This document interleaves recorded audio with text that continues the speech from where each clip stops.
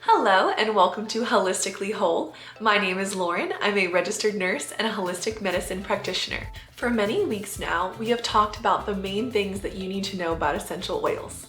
Well, I have saved the best for last, or at least the most important for last. Today, we will learn how to keep you and your pets safe because we will be talking about the safety and storage of essential oils and which oils are toxic to pets. In each video previously in this series, I always touch on a little bit of safety. So let's jump right into it and talk about safety, storage, and pet safety highlights. Alrighty, let's start off by talking about the safety of essential oils. Here are the main tips that we are going to talk about today. 1. Use less more often. 2. Be mindful and avoid sensitive areas. 3. Warm oils. 4. Photosensitivity. 5. Pregnancy and nursing. 6.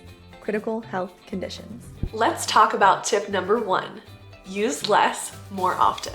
The body can only process and use a certain amount of essential oils at a time.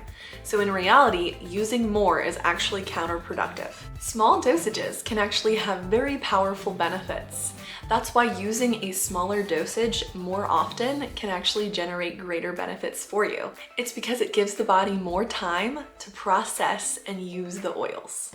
Tip number 2, be mindful and avoid sensitive areas. In previous videos, we've discussed avoiding sensitive areas like the inner ears, the eyes, and genitals. But it means to be mindful because whenever you apply oils topically and then you have the oils on your hands, you don't want to touch any of those sensitive oils because you could have a sensitivity reaction. For example, I don't know if anybody has been one of the unlucky people to be chopping up a jalapeno and then you touch your eye and you suffer for it. So the same thing applies to essential oils, so wash those hands. If you do happen to get an essential oil in your eye, do not rinse with water. Water will intensify the oil and pain and not dilute it. Instead, place a drop of a carrier oil in your eye, such as fractionated coconut oil, and blink until the discomfort clears. Tip number 3, warm oils. We have previously talked about warm oils like cinnamon and oregano. We call them warm oils because they create a heat-like sensation on the skin if they are put on the skin and not diluted first. So always remember to use a carrier oil like fractionated coconut oil to dilute warm oils. Here is a list of the common warm oils: birch, cassia, cinnamon, clove, eucalyptus, ginger, lemongrass, oregano, peppermint, thyme, and wintergreen. If using any warm oils internally, they are usually best tolerated in a veggie or gelatin capsule or with food. With babies and children, you want to exercise extra caution with these oils or avoid them altogether since they can be extremely strong for their delicate skin. Tip number 4, photosensitivity. Some oils have the potential to make your skin more sensitive to the sun. These particular oils contain a photoactive compound known as furocoumarins, which are found in several plant species and can make the skin sensitive to the sun. These oils include any cold-pressed citrus oils like bergamot, grapefruit, lemon, and lime, but there are lesser amounts in wild orange. When used internally, these oils typically do not pose a risk, but if used topically, it's best to wait a minimum of 12 hours for any photosensitive oils before being exposed to any source of UV, such as sun and tanning beds. Tip number 5, pregnancy and nursing. There may be several oils that are helpful throughout this process, especially during and after delivery. But as with anything medical, it is done on an individual basis. Some people prefer to only use essential oils aromatically in the first trimester and avoid using them internally at all. Most oils that are applied topically and used within reason are safe during pregnancy and nursing. The use of peppermint internally should be avoided while nursing because it can reduce milk supply in some. Tip number 6, critical health conditions. Anyone who has a critical health condition should absolutely consult their healthcare provider or a qualified aromatherapist, in addition to doing their own research before using essential oils. This is because oils like thyme and rosemary should be avoided or used cautiously for those with high blood pressure, and people with a low seizure threshold should avoid or cautiously use fennel, basil, rosemary, birch, and any digestive blend containing fennel. Now that we've discussed some very important safety tips in regard to essential oils, let's talk about how to store them properly. To best preserve the compounds in essential oils, store and keep them away from light, heat, air, and moisture. If essential oils are exposed to oxygen for a long time, the oxygen can start to break down and change the chemical makeup of the essential oil. This can be called oxidation or oxidative breakdown. Although this process happens very slowly, it can be dangerous and increase skin sensitivity reactions. The oils most at risk for oxidative breakdown are citrus and blue-tinted oils. For these particular oils, if you have them for over a year, you can add a carrier oil or store them in your refrigerator. After any oil is opened, to prevent evaporation, transferring the oil into a smaller container with less airspace can help. Funny enough, just like wine, there are some oils that get better with age, like myrrh and sandalwood.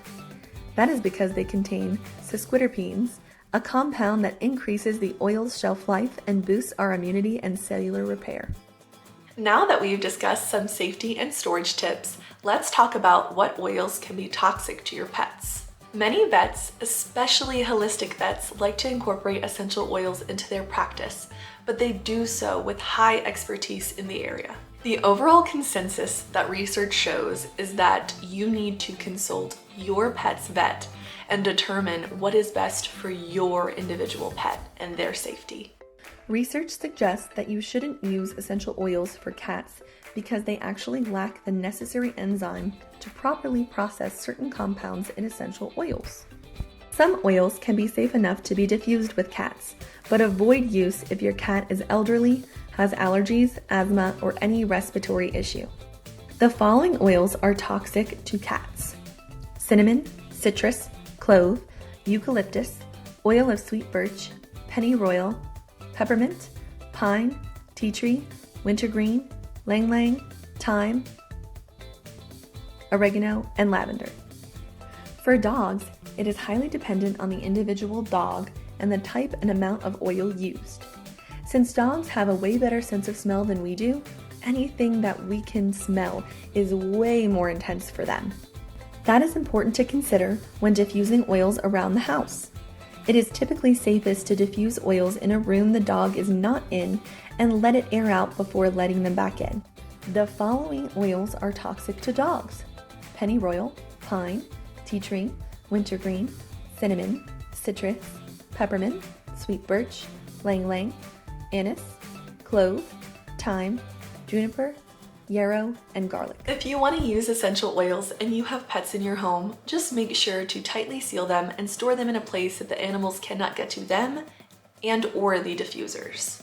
Say you practice all of these good habits and your pet still gets into an essential oil. Then what do? First, monitor your pet for the common symptoms of essential oil poisoning. Those are watery nose or eyes, redness of the lips, gums, or skin, vomiting and drooling, difficulty breathing or panting, coughing or wheezing, lethargy, fatigue, tremors or wobbliness, a low heart rate, a low body temperature, the smell of essential oils on their fur, skin, breath, or vomit, weakness, difficulty walking or stumbling, or pawing at the mouth or face. If you notice any of these symptoms, there are a few steps you can take before taking your pet to its veterinarian or to an emergency vet clinic. If they inhaled the oil, bring them into an area with fresh air immediately. If they ingested the oil, do not induce vomiting or give them charcoal, because this can increase the risk for lung inflammation or airway obstruction. If the oil gets on their skin or fur, wash it off as quickly as possible with hand dishwashing soap. If you have taken some of these steps, bring the oil in a sealed bag to your veterinarian or to an emergency vet clinic right away. Thank you for tuning in to today's video. If you would like more information on essential oils, please feel free to comment below and/or click my link to my website in the description box below.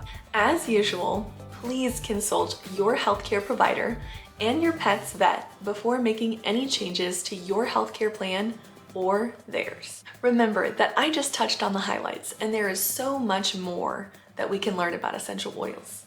If you follow the tips in this video, it will really allow you to fully enjoy the benefits of essential oils while making sure that you keep you and your pets safe. Don't forget to tune in next week to learn about elimination diets and why I'm on one. If you enjoyed this video and you want to see more content like this, please give this video a thumbs up. Hit the subscribe button on the screen above. And click that little bell icon so you can get notified every time I post. Thank you and toodaloo!